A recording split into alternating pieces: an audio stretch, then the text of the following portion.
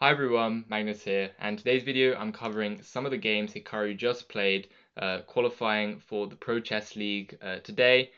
And in these games, I was sort of just inspired by his second game, where he simply just won from what was a completely equal position for upwards of 60 to 70 moves.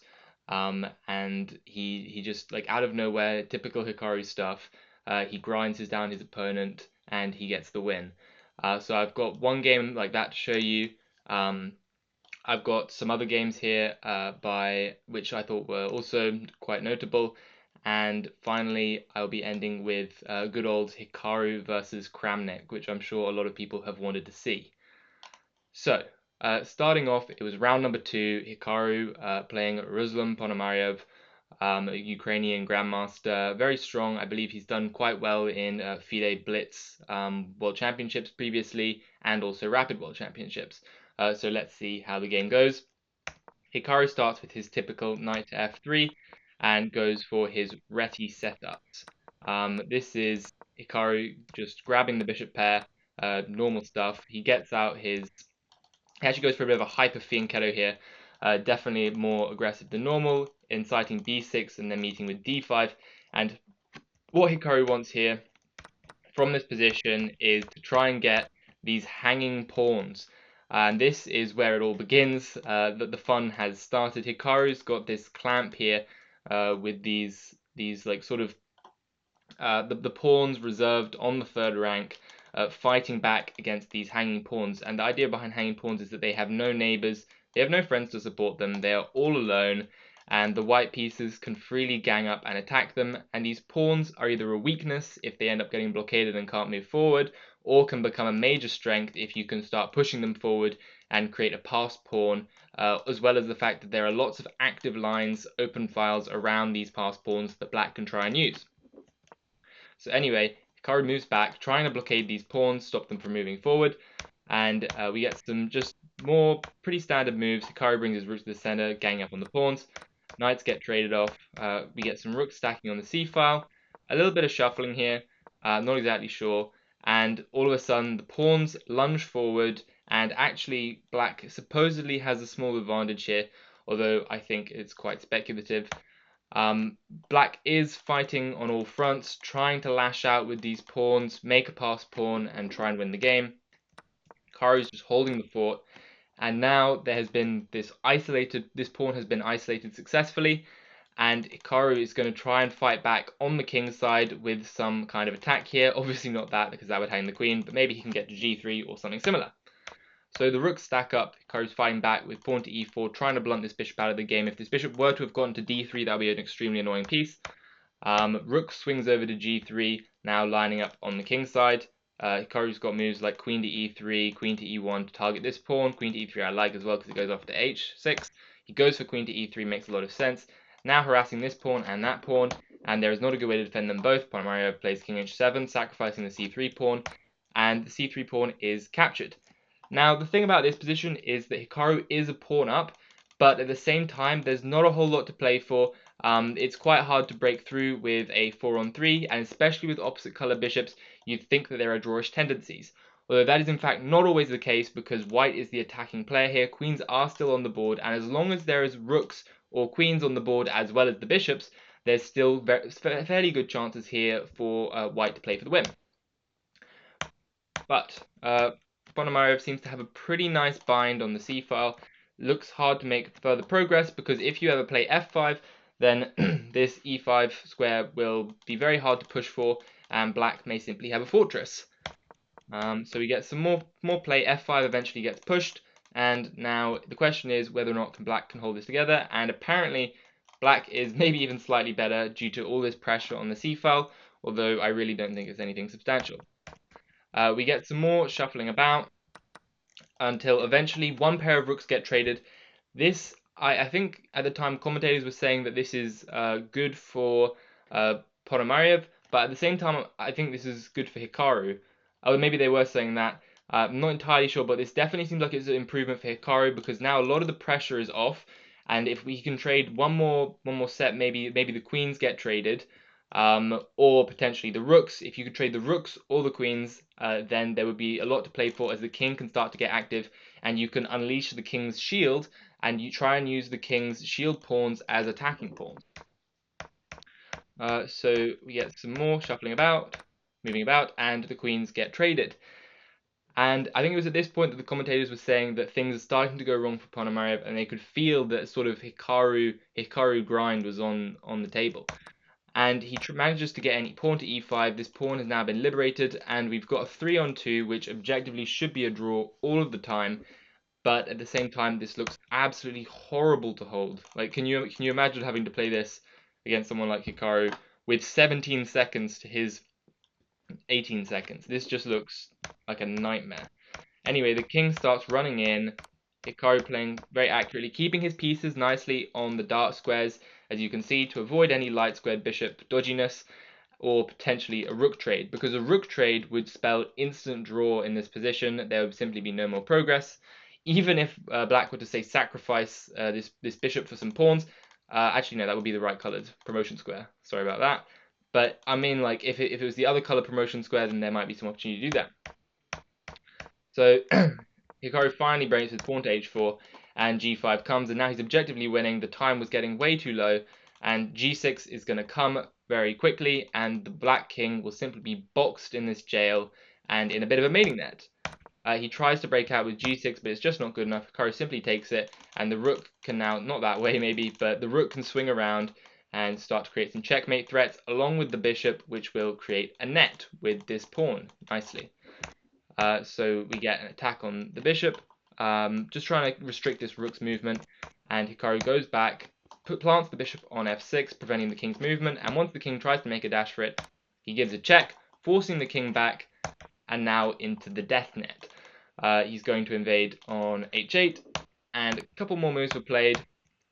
He invades. Promotion is pretty much inevitable. Either that or you're going to be losing a bishop, and Hikaru's opponent simply resigned the game as he cannot play on.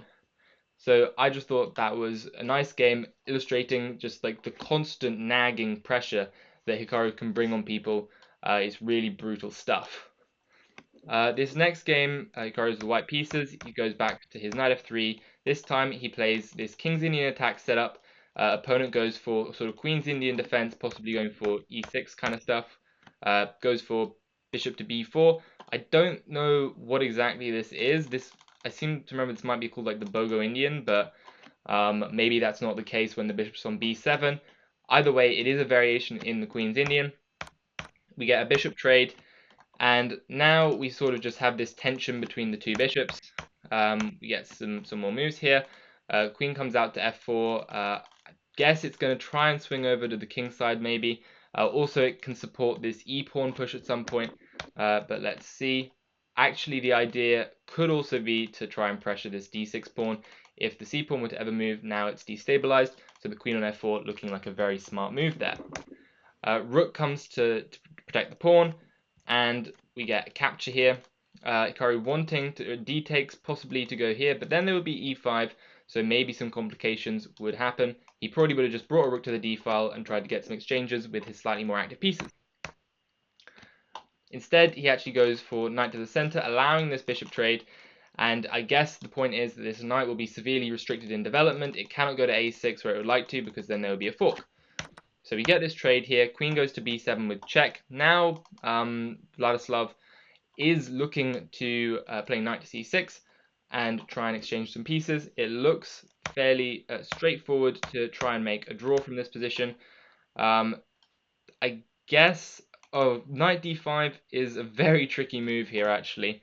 That's hard to spot. The point of this is that after knight to d5, it looks like knight to c6 and you're winning a piece, but actually after queen takes c6 takes, there would be queen takes on b5, and the point is that black would simply...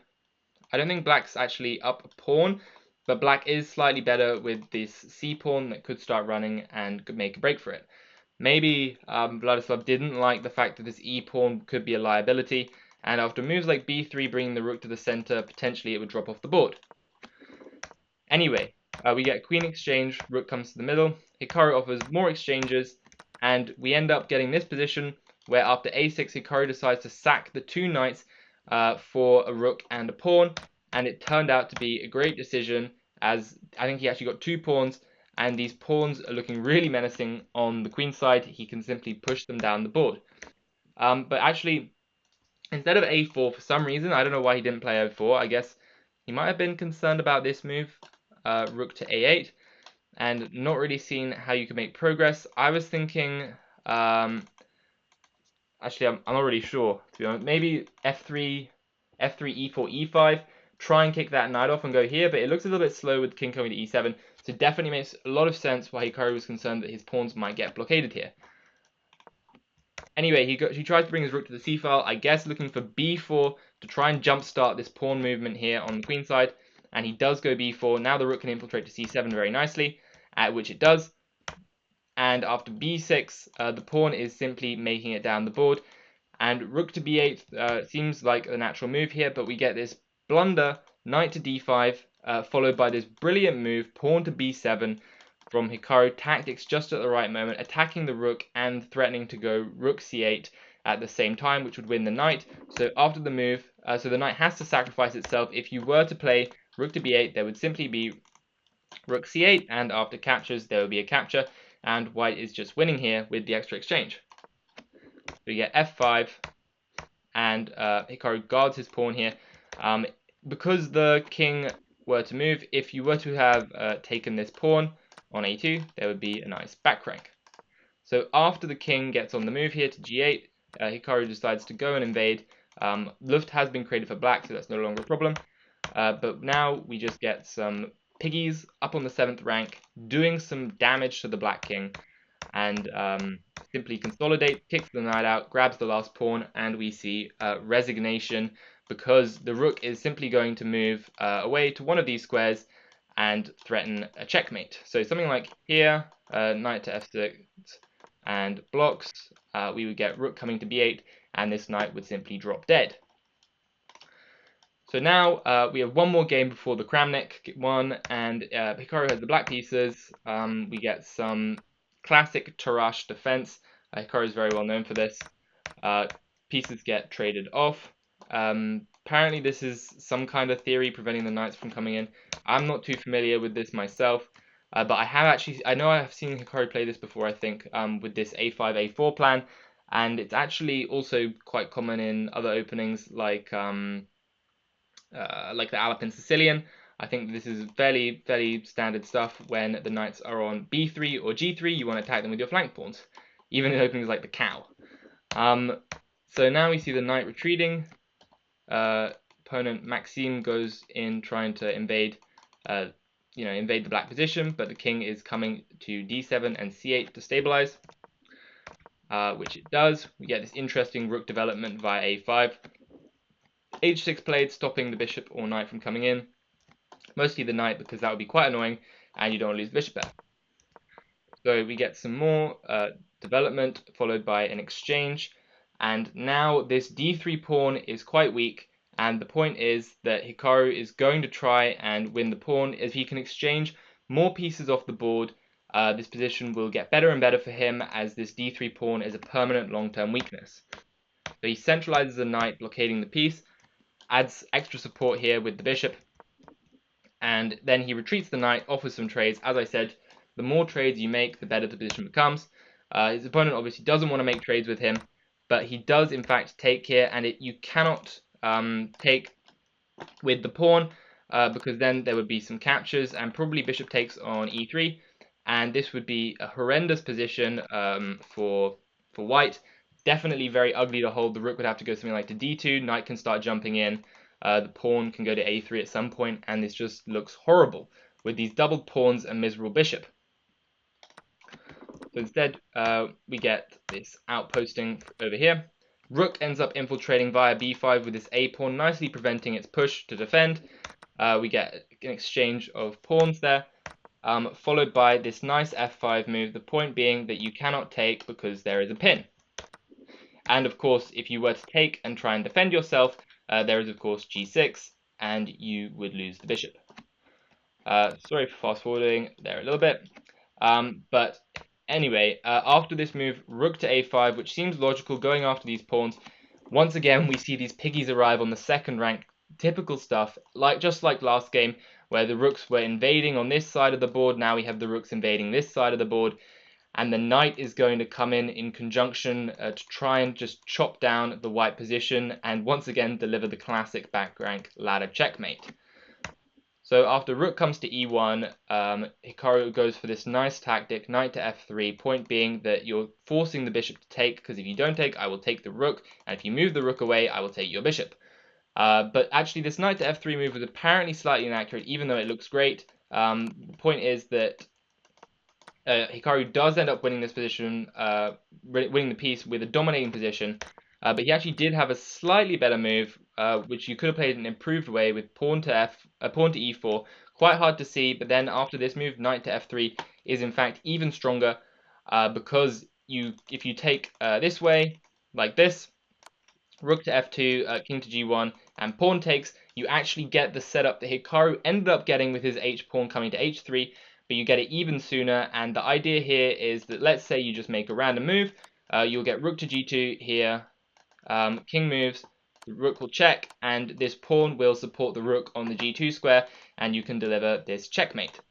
So that's quite a nice find. Hikaru didn't quite see it, although I think he was... Yeah, I mean, he was up a lot on the clock, so probably just feeling the position, wanted to get his moves in. We do get this idea, and Hikaru notices the fact that if you can get this h-pawn down to h3, he can go for that exact idea that I just mentioned, with the rooks powering down on the king and delivering the back rank. So we just see this nice conversion. Pawn comes to h4, and it doesn't come to h3 just yet, because then there'll be a little bit of a trick here with rook takes h3, and white would have decent drawing chances. I think white should be able to draw this, although at the same time even this looks quite difficult. But Hikaru just rook a2, saying, no, you will not be winning my rook today. And after a move like king to g1, just simply pawn to h3, and the game is over. That checkmate is coming. So now I've got one last game for you guys, Kramnik versus Hikaru, round number 9. Kramnik seemed to have skipped the second round of the tournament for some reason. I'm not exactly sure why. I also saw that Jose Martinez, Jospin, didn't play second round as well, so I don't know if there was something strange going on there. But you know, whenever there's Kramnik, there's always something a little bit suspicious going on at the moment. But let's see how this game goes. Kramnik plays pawn to e4. We get e5, knight to f3, knight c6, bishop b5, and this is pretty standard Berlin endgame is what we're headed for. We achieved the Berlin endgame. Queens come off, knight c3, and Kramnik plays this pretty rare move, pawn to b3. As you can see, both players blitzing out their moves, not taking a whole lot of time here. But Kramnik is an expert, a savant, some might say, in the Berlin endgame. He really knows what he's doing. He's been playing this stuff for like, I don't know how old Kramnik is, so I don't want to insult him. But he must have been playing this stuff for like 30 plus years. I think he's in his 40s. So he definitely knows what he's doing. So you get this pawn to b3 move, h6. Not entirely sure. I guess this is not stopping the knight from coming in and attacking these pawns here. Maybe the bishop wants to go to e6 at some point. But Kramnik's intentions seem pretty clear, that he wants to fianchetto his bishop, bring his rooks to the middle. He plays a4, stopping some potential advancements with the black pawns, which is quite common in the Berlin. And he starts repositioning his knight to this nice f4 square. I was going to say knife f4. But now he looks like he's eyeing up this pawn to e6 sacrifice, which was apparently played in a game between himself and Kasparov in, like, I don't know, 20 plus years ago. But this was apparently one of the games that they'd had, and Kramnik did get a very good position out of that. So the bishop comes to g4. Kramnik kicks it out. Oh no, he actually sacrifices the pawn first. You could have also tried to kick the bishop and then sacrifice the pawn. But he goes for the pawn sacrifice, liberating the black bishop, which now just eyes down the king side. And after the capture, he simply brings his pieces to the middle, and he's got so much development on the black pieces. Black's basically just got a bishop wandering about, a knight that's just cramped in by its own pawns and doesn't have anywhere to go, and a bishop that's hemmed in by the pinned knight. Then that also traps all the rooks. The king's just hanging out on c8 for some reason. and the black position doesn't make much sense, and the engine, of course, says black is better. So instead of bishop takes f3, which seems to be completely crazy, trading off your one active piece and just leaving white with what looks like a dominant position to me. Instead, Hikaru plays this logical move, knight d5, putting the horse in the as he would say, the bastion, or as everyone else would say, the outpost. Now we get the knight coming to g6. Not Hikaru, Kramnik doesn't even cash in on the e6 pawn. He just goes for more. He says, I would possibly like your bishop, or maybe I just want my knight on this beautiful outpost, pressuring all of the black pieces, which he does in fact achieve. Knight now pressures the bishop, pressures the pawn. Hikaru moves back bishop f5, attacking this pawn here, saying that you can't take my c6 pawn just now. But now Kramnik jumps the horse in, attacking the bishop and defending the pawn, multi-purpose move, pressuring this pawn here, and both horses still target c6. Bishop comes out to b4, nice tempo move here. c3 is not playable because the knight is also guarding it, so the rook kind of has to go to f1, which it does. And at this point, it looks like Hikaru is taking over the game. We get a nice in-between move here. Knight takes on f5, and also another in-between move. Knight takes on h6, desperado, before taking back the bishop. Don't really know why knight e7 is preferred, considering it looks like it just loses a knight, whereas this gets a pawn. So I think knight h6 definitely makes the most sense. But then Hikaru with another desperado. So look at this series of in-between moves. This is crazy. We get bishop, knight takes f5 instead of taking the bishop, which after that, by the way, the idea is that knight takes f5 if you were to take the bishop on b2. I was thinking maybe rook takes d5, although no, it doesn't work. Because I was looking at this maybe and saying that this might be playable, but this knight would hang in the end. So I guess the idea, this is the idea, wow. And then you can't take this knight because it's guarding that knight, and now the two horses go in for this fork square. So it's truly some crazy tactics here. We get this piece trade in the center, and instead of simply taking back, we get a sacrifice on h6, followed by another sacrifice from Hikaru on h2. And now the idea is that after the king takes here, you will simply recapture this knight. And now we end up in this endgame position, which is supposedly equal, even though I believe black is up a pawn here if you just count them out. But at the same time, black's a little bit behind in development, still needs to get this rook into the game, and white has a lot of easy targets here, as well as a nice bishop. So white goes for the targets, kicks the knight, and infiltrates the 7th rank. You might notice a theme here.